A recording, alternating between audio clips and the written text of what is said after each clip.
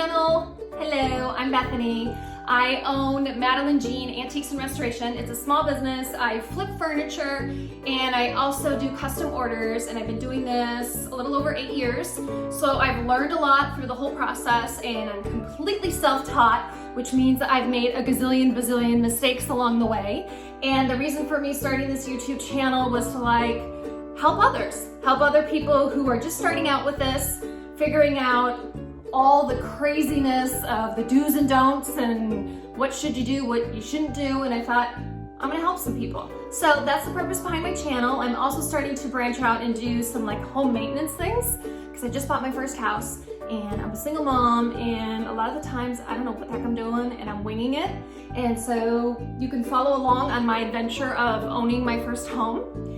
And this is Little Biscuit. He's our rescue Chihuahua. He's 6 years old, and he's just an absolute love bug. And he always comes on my videos, usually at the end, just during the sign off, because who doesn't like a cute little dog? Look at him, he's just so cute. So you guys can follow me on my other social media accounts.